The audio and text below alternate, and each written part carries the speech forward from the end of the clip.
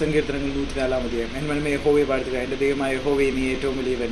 മഹത്വവും തേജസ്സും നീ ധരിച്ചിരിക്കുന്നു. വസ്ത്രം ധരിക്കുമ്പോൾ നീ പ്രകാശത്തെ ധരിക്കുന്നു. തിരശ്ശീല പോലെ നീ ആകാശത്തെ ധരിക്കുന്നു.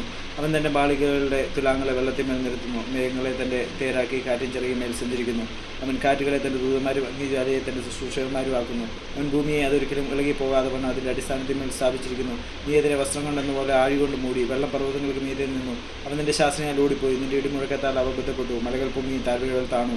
നീ അവർക്ക് നിശ്ചയിച്ച സ്ഥലത്തേക്ക് വാങ്ങിപ്പോയി. ഭൂമിയെ മൂടുവാൻ മടങ്ങി വരാതിരിക്കേണ്ടതിന് നീ അവയ്ക്ക് കടന്നുകൂടാത്തൊരു അതിരിട്ടു. അവൻ ഒരുപോലെ താഴ്വരകളിലേക്ക് ഒഴുകുന്നു. അവൻ മലകളുടെ ഇടയിൽ കൂടി ഒലിക്കുന്നു. അവയിൽ നിന്ന് വയലിലെ സകല മൃഗങ്ങളും കുടിക്കുന്നു. കാട്ടുകഴുതകളും തങ്ങൾ ദാഹം തീർക്കുന്നു. അവയുടെ തീരങ്ങളിൽ ആകാശത്തിലെ പർവ്വതങ്ങൾ വസിക്കുകയും കൊമ്പുകളുടെ ഇടയിൽ പാടുകയും ചെയ്യുന്നു. അവൻ തന്നെ മാളുകളിൽ നിന്ന് മലകളെ നരിക്കുന്നു. ഭൂമിക്ക് നിന്റെ പ്രവൃത്തികളുടെ ഫലത്താൽ തൃപ്തി വരുന്നു.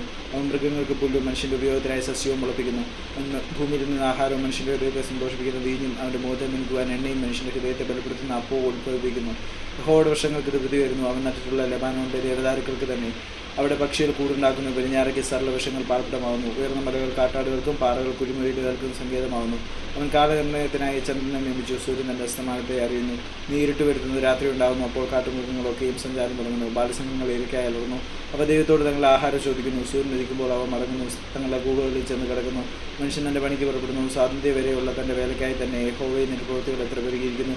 ജ്ഞാനത്തോടെ നീ അവയെ ഒക്കെയും ഉണ്ടാക്കിയിരിക്കുന്നു. ഭൂമി നിന്റെ സൃഷ്ടികളാൽ നിറഞ്ഞിരിക്കുന്നു. വലിപ്പവും വിസ്താരമുള്ള സമുദ്രത കിടക്കുന്നു. അതിൽ സഞ്ചരിക്കുന്ന ചെറിയതും വലിയതുമായ അസംഖ്യ ജന്തുക്കളുണ്ട്.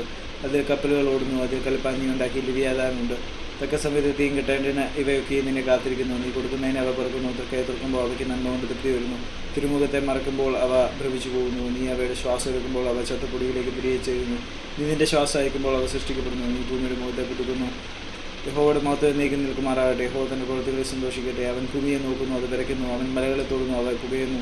എൻ്റെ ആയുഷ്കാലത്തൊക്കെ ഞാൻ യഹോവയ്ക്ക് പാടും. ഞാൻ ഉള്ളിടത്തോളം എൻ്റെ ദൈവത്തിന് കീർത്തനം പാടും. എൻ്റെ ധ്യാനം അവൻ്റെ പ്രസാദകരമായിരിക്കട്ടെ. ഞാൻ യഹോവയിൽ സന്തോഷിക്കും. പാപികൾ ഭൂമിയിൽ നിന്ന് മുടിഞ്ഞു പോകട്ടെ. ദുഷ്ടന്മാർ ഇല്ലാതെയാകട്ടെ. എൻ മനമേ യഹോവയെ വാഴ്ത്തുക. യഹോവയെ സ്തുതിപ്പിൻ.